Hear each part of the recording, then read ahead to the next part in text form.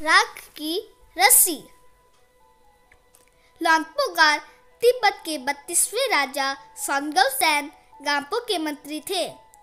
वे अपनी चालाकी और हाजिर जवाबी के लिए दूर दूर तक मशहूर थे। कोई उनके सामने टिकता ना था। चैन से जिंदगी चल रही थी। मगर जब से उनका बेटा बड़ा हुआ था, उनके लिए चिंता का विषय बना हुआ था। कारण यह था कि वह बहुत भोला था और होशियारी उसे छू कर भी नहीं गई थी। लोन्गपोगार ने सोचा, मेरा बेटा बहुत सीधा साधा है, मेरे बाद इसका काम कैसे चलेगा।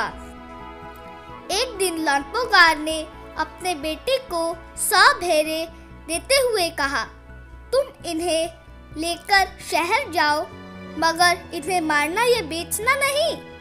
इन्हें वापस लाना 100 जौ के बोरे के साथ, वरना मैं तुम्हें घर में नहीं घुसने दूंगा। इसके बाद उन्होंने बेटे को शहर की तरफ रवाना किया। लोन्गपोगार का बेटा शहर पहुंच गया, मगर इतने बोरे जौ खरीदने के लिए उसके पास रुपए ही कहाँ थे।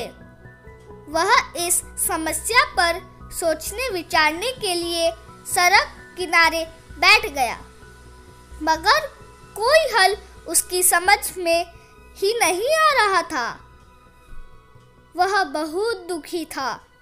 तभी एक लड़की उसके सामने आ खड़ी हुई। क्या बात है, तुम इतने दुखी क्यों हो? लोन्गपोगार के बेटे ने अपना हाल कह सुनाया।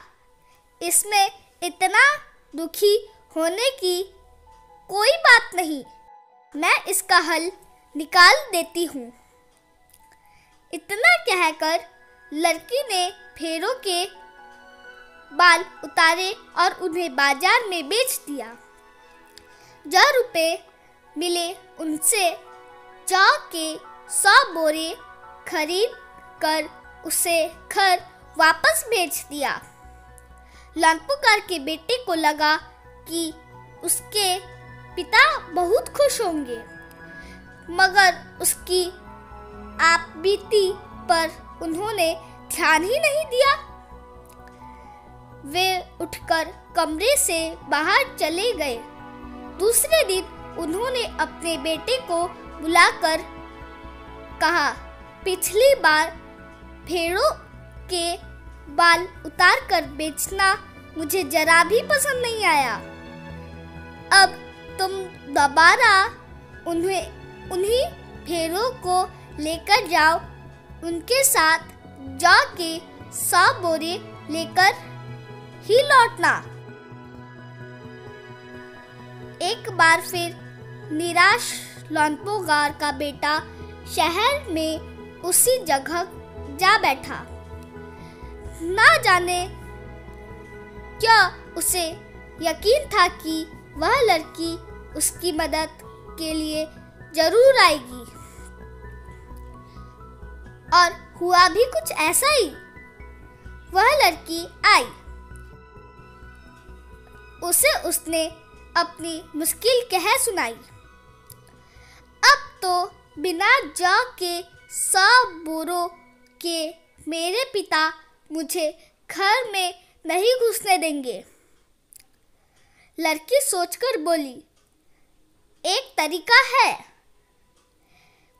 उसने भेड़ों के सींग काट लिए, उन्हें बेचकर जो रुपए मिले उनसे 100 बोरे जौ खरीदे।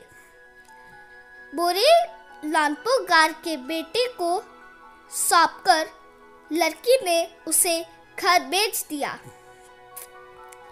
भेड़े और जौ के बोरे पिता के हवाले करते हुए लोन्गपोगार का बेटा खुश था।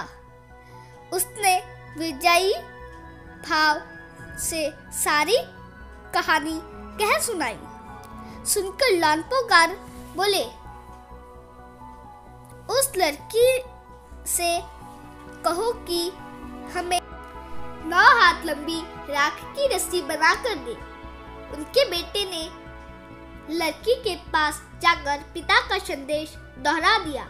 लड़की ने एक शर्त रखी, मैं रस्सी बना तो दूंगी, मगर तुम्हारे पिता को वह गले में पहननी होगी। लानपोगार ने सोचा, ऐसी रस्सी बनाना ही असंभव है, इसलिए लड़की की शर्त मंजूर कर ली। अगले दिन लड़की ने 9 हाथ लंबी रस्सी ली, उसे पत्थर के सील पर रखा और जला दिया। रस्सी जल गई, मगर रस्सी के आकार की राख बच गई। इसे वह सील समेत लानपोगार के पास ले गई और उसे पहनने के लिए कहा। लानपोगार रस्सी देखकर चकित रह गए। वे जानते थे कि राख की रस्सी को गले में पहनना तो दूर, उठाना भी मुश्किल है। हाथ लगाते ही वह टूट जाएगी। लड़की की समझदारी के सामने उनकी अपनी चालाकी धरी रह गई। बिना वक्त गवाए लानपोगार ने अपने बेटे की शादी का प्रस्ताव लड़की के सामने रख दिया। धूमधाम से उन दोनों की शादी हो गई।